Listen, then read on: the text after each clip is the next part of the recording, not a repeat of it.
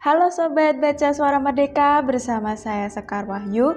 Di sini saya akan membahas manajemen rasa marah untuk hindarkan berbagai penyakit. Yuk simak. Kemarahan pasti pernah dirasakan setiap orang, dan saat emosi tersebut muncul, reaksi setiap orang dalam mengatasinya pun berbeda-beda, tergantung pada kepribadian orang tersebut. Kali ini kita akan membahas mengenai kemarahan beserta cara mengatasi kemarahan tersebut.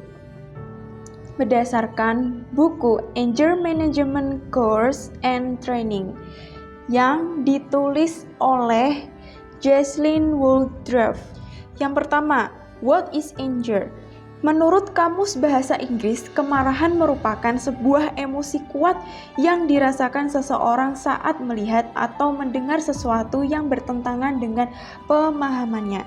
Kemarahan muncul sebagai respon dari sebuah kontradiksi atau ketidaksesuaian dari pemikiran seseorang dengan apa yang ada di sekitar mereka. Tidak peduli seberapa besar sumber dari permasalahan tersebut.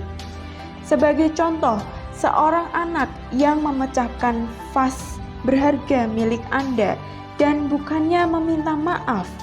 Orang tua dari anak tersebut mengatakan bila vas tersebut tidak perlu diganti dengan merendahkan harga dari vas Anda tersebut. Yang kedua, side effect of anger the good.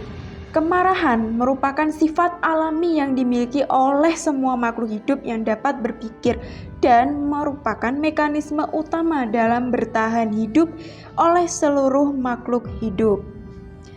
Bagaimana dengan manusia? Kemarahan dapat menjadi hal yang positif. Kemarahan disebabkan oleh sesuatu yang dianggap sebagai sebuah masalah, yang mana emosi tersebut dapat digunakan sebagai salah satu cara untuk menyelesaikan permasalahan yang Anda miliki. Contohnya, seorang anak yang membuang sampah sembarangan di saluran air, dan Anda merasa frustasi melihat hal tersebut. Setelah Anda memarahi dan menasehati anak tersebut, ia pun menyadari bahwa tindakannya salah, sehingga kedepannya dia berusaha untuk tidak membuang sampah sembarangan dan mengajak teman-temannya untuk tidak melakukannya juga. Side effect of anger, the bad and the exaggerated. Bagaikan sebuah peribahasa, api yang kecil adalah teman dan api yang besar adalah lawan. Peribahasa tersebut mencerminkan bagaimana sebuah kemarahan bekerja di dalam kehidupan seorang manusia. Kemarahan dapat memengaruhi bagaimana seseorang berpikir dan mengambil keputusan. Keputusan yang dibuat saat seseorang sedang emosi cenderung terburu-buru dan ceroboh. Kemarahan dapat menjadi sumber dari berbagai penyakit dan permasalahan psikologi. Memendam emosi akan meningkatkan stres dan menyebabkan darah tinggi, lalu akan terus menjalar menjadi komplikasi lainnya, seperti penyakit jantung, stroke, dan masih banyak lagi. Stres juga menjadi sumber dari permasalahan psikologis, seperti depresi.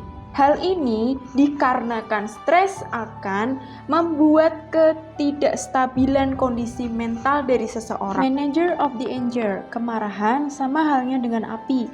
Semakin besar, maka semakin besar masalah yang mereka timbulkan. Terdapat beberapa cara untuk mengatasi kemarahan.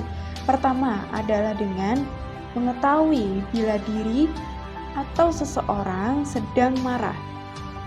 Emosi akan menimbulkan perubahan dari seseorang secara fisik maupun psikologis. Untuk kondisi fisik, misalnya sakit kepala, sesak nafas, dan detak jantung yang meningkat, meningkatnya suhu tubuh, dan sebagainya. Sedangkan untuk psikologis, contohnya adalah berbohong, diam dalam waktu yang lama, kehilangan motivasi, menjauhi komunikasi, dan masih banyak lagi. Selanjutnya adalah mengakui rasa marah itu sendiri. Jangan sekali-sekali menolak mengakui kemarahan, karena hal ini akan membuat Anda menutup diri untuk mengetahui sebab kemarahan Anda. Terakhir adalah dengan menurunkan rasa kemarahan. Kemarahan memang sifat alami makhluk hidup untuk bertahan hidup. Namun, tidak dapat dibiarkan saja. Untuk menurunkan emosi, Anda bisa melakukan aktivitas yang dapat mengalihkan sebuah emosi, seperti menulis, membaca, tidur, senam, dan sebagainya. Orang yang merasa stres juga disarankan untuk mengkonsumsi makanan bernutrisi, dikarenakan stres akan menurunkan kondisi fisik dan mental seseorang.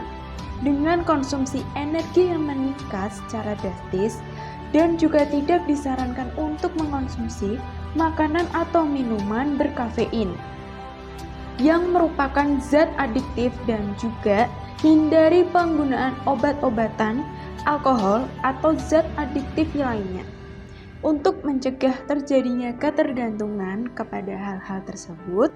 Dan jangan lupa untuk istirahat yang cukup.